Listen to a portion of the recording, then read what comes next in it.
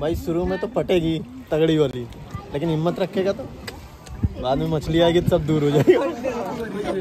पहिले तुमच्या चेहऱ्याला हे मास्क लावले जाणार आहे, इथे तुमचे डोळे, इथे तुमचं नाक येणार आहे. आपल्याजवळ ऑप्शन राहिला आहे फक्त तोंडाचा. श्वास तोंडानेच घ्यायचा आहे आणि तोंडानेच सोडायचा आहे.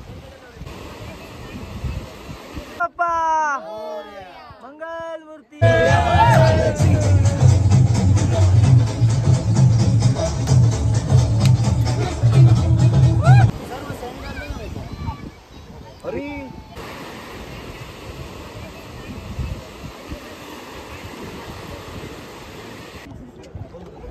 गणपती बाप्पा मंगल मूर्ती.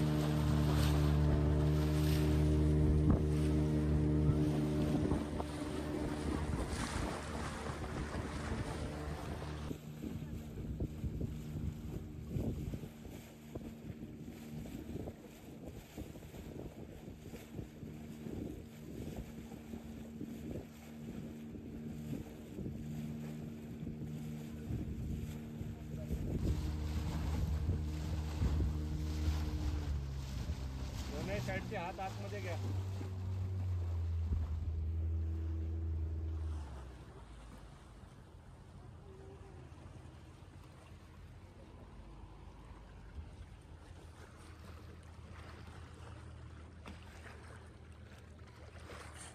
हात आतमध्ये घ्या. हो हात आतमध्ये घ्या, नंतर दाखवा द्यायचे.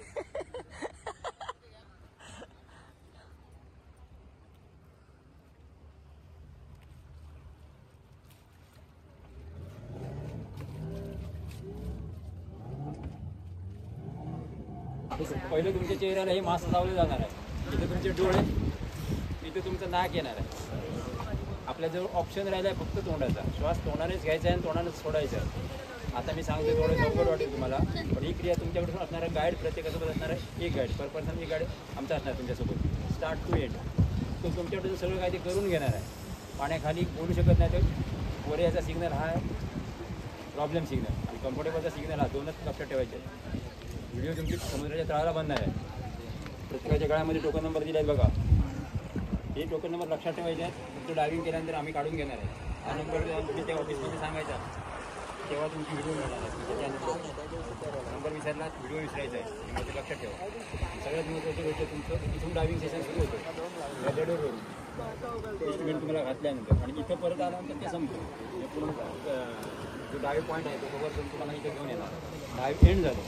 समजा मी 4-5 जणांना सोडलं आणि एखाद्या कोणतरी माझ्यासारखा असला घाबरत आणि आला की मला जमत नाही, मी नंतर जातो, कृपया असं होत नाही. जर घाबरून कोणी लीडर सोडून वर आला तर त्याचा डाव तिथंच खतम झालेला आहे. नंतर रिक्वेस्ट करायची नाही आमच्याजवळ. फर्स्ट एक्सपिरियन्स काय वाटलं म्हणजे खालती गेल्यानंतर वगैरे तुम्हाला? मासे वगैरे होते, कॉरल रीफ्स आहे, तिथं हात धरायचं. आणि ॲक्च्युली मला ते सांगितलं होतं की लिप्स हलवायची नाही, तर ते लिप्स हलवल्यानंतर ते पाणी थोडंसं आतमध्ये गेल्यानंतर मग ते त्रास झाला. डोंट मूव्ह युअर लिप्स सभी लोक. तर ते एकदा पाणी आतमध्ये गेलं तर खारं लागतं सगळं, मग ते ओके ओके चालेल. वाटेल तुला कळेल तिथं कशासाठी दिली खाली. जा रे ना गुड.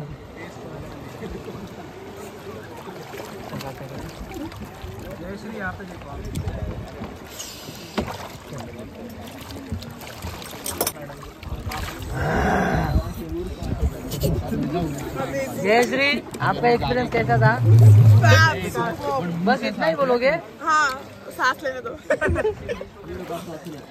It was amazing. वरती तुला व्हिडिओ घेतला माझा पण काढला नंबर याद आहे ना. माझा पण काढला ना. हाँ जयश्री, कुछ बताओगे? 2 शब्द नहीं बताइए ना, 2 शब्द नहीं बताइए. दो शब्द. अच्छा था. मेरा निकला ना. कैसा लगा आशीष भाई? एकदम बेस्ट. बस डरने का नहीं, बाकी मजा आएगा। ये सब बोल रहे जो भी वहाँ सारा डरने का नहीं। और ये पब्लिक इधर भाई शुरू में तो पटेगी तगड़ी वाली, लेकिन हिम्मत रखेगा तो बाद में मछली आएगी सब दूर हो जाएगा। हेलो, सो हाउ वाज योर एक्सपीरियंस? एक्सपीरियंस मैं मराठी में बताता हूँ आपको। नीचे गया तो मराठी आहे. तर एकदम मस्त होतं. तुम्ही मासे पकडू शकता या ठिकाणी फुकटात, पण ते खाण्याच्या लायकीचे नसतात. त्यामुळे तुम्ही तुमच्या पद्धतीने जावा, बघा. प्रत्येक गोष्ट चांगली, तुम्ही जेवढी खाली जाऊन बघाल तेवढी ती उत्तम प्रकारे दिसेल तुम्हाला. तर ते बघा आणि एन्जॉय करा. स्कुबा डायव्हिंग झालेली आहे आणि पब्लिक खुश आहे आता आमची.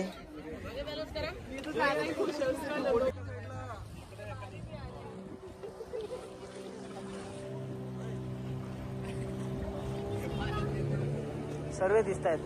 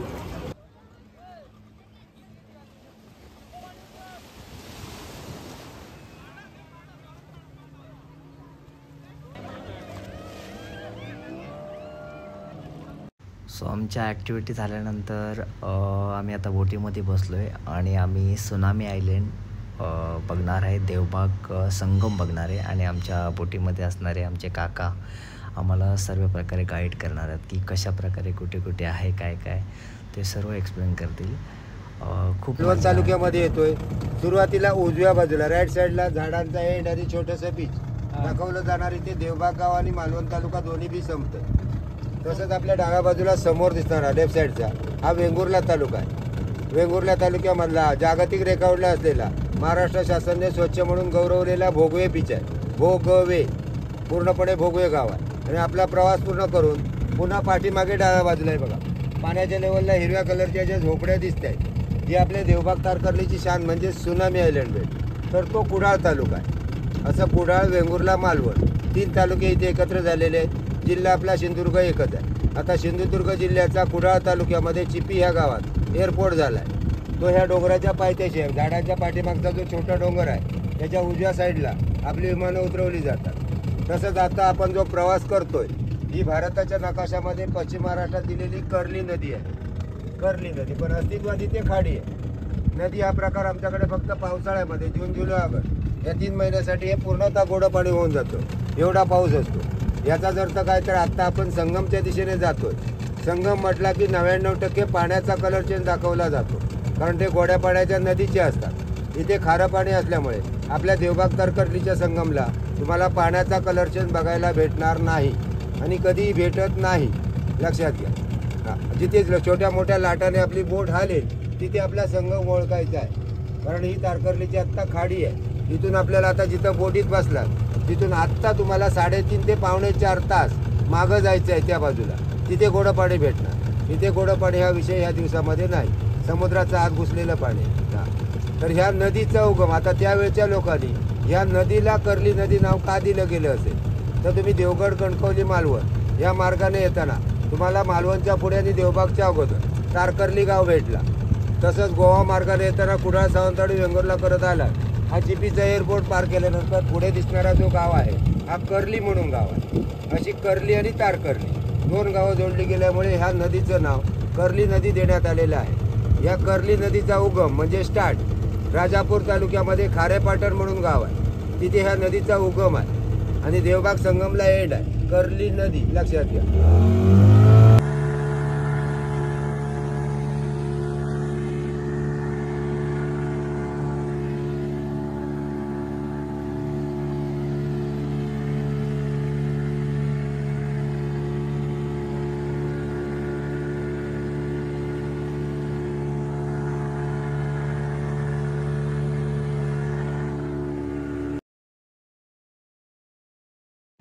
सो आता आमचा नेक्स्ट प्रवास आहे सिंधुदुर्ग फोर्ट. आता आम्ही सर्वजण सिंधुदुर्ग फोर्टसाठी व्हिजिट करतो आहे. बोटीमध्ये बसलो आहे. समोरच सिंधुदुर्ग फोर्ट आहे आणि आपल्याला आपला गाईड एक्सप्लेन करेल. सिंधुदुर्ग किल्ला हा किल्ला बांधण्यापूर्वी इथे एक बेट होतं. त्या बेटाचं नाव कुरुटे.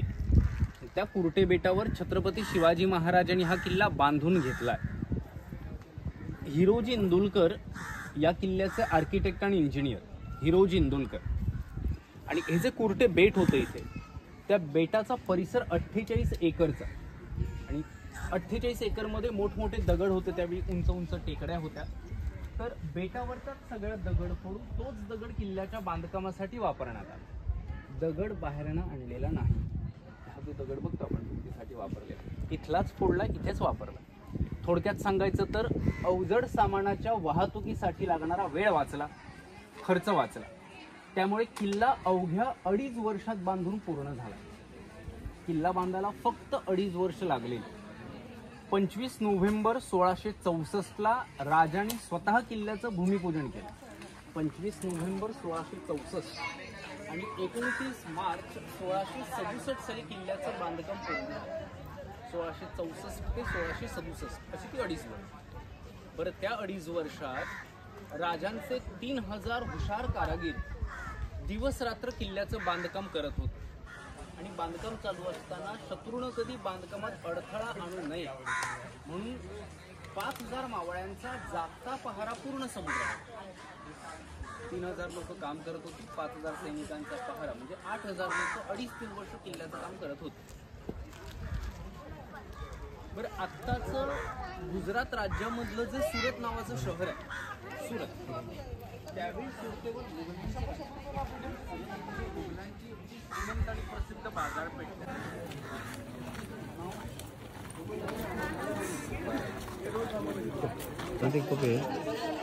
शनिवार रविवारी मालवणला खूप गर्दी असते. 1695ला ज्यावेळी मूर्तीची स्थापना झाली, मूर्तीवरती अभिषेक होईल, पूजा होईल आणि त्याच्यानंतर मग पोशाख चढवला जाईल. ओके, रोज अभिषेक होतो. आतमध्ये फोटो अलाउड नाही, त्याच्यामुळे कोणी फोटो काढले नसेल. मूर्ती व्यवस्थित बघितली ना सर्वांनी, साधारण अशीच आहे. आपल्याच मूर्तीचा फोटो आला नाहीतरी काढला तुम्ही. हो, मला गुगल मॅपवर मी लिंक देतो तुम्हाला. हे सगळे मी जे दाखवतो ते फोटो सगळे मिळून मी असं दर्शन केलं ना तुम्ही आपलं.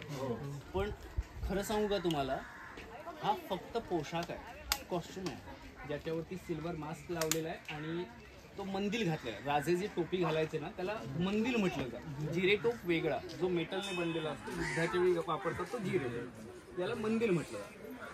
ॲक्च्युअल जी मूर्ती आहे जी राजाराम महाराजांनी मंदिरात स्थापन केली ना, ती या पोशाखाच्या पाठीमागे फोटो लावली, फोटो फ्रेममध्ये लावली. लेफ्ट साईडला राईट साईडला फोटो लावलेला, त्याच्यामध्ये ती पाषाणी मूर्ती, ती 2.5 फुटाची. ओके, 2.5 फुटाची पाषाणी मूर्ती, त्याच्यावरती हा पोशाख चढवलेला. बरं, ती जी पाषाणी मूर्ती आहे, पुजाऱ्यांनी तुम्हाला तो फोटो दाखवला असेल. राजांची जी तशी मूर्ती आहे ना, तशी राजांची मूर्ती जगात इतरत्र कुठेही त्यांनी प्रत्येक किल्ल्यावर शिवमंदिर बांधून घेतलं. ओके, राजांबद्दल एक गोष्ट नेहमी बोलली जाते की राजे कुठल्याही ठिकाणी एंट्री करण्यापूर्वी एक्झिटचा विचार करायचा. सो राजांनी काय केलं की आपल्या किल्ल्यांवरती भुयारी मार्ग बनवून, टनल्स बनवून घेतले. चोरवाटा आहे, इमर्जन्सी एक्झिट बनवून घेतलं. एखादा नॉर्मल जो डोंगरावरचा किल्ला आहे, ते जमिनीवरचा किल्ला, तिथे टनल वगैरे ओके ना त्या काळात. बट हा समुद्रातला किल्ला, इथे सुद्धा राजाने एक टनल बनवून घेतला होता, भुयारी मार्ग खोदला होता, जो या शिवमंदिरात आता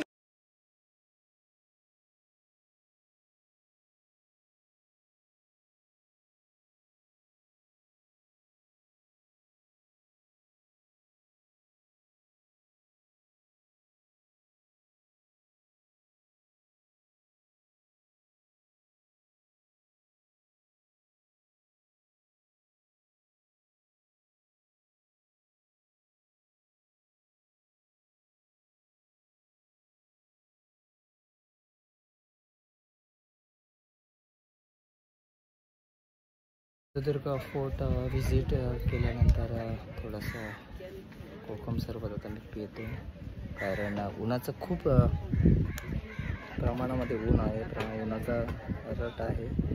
सो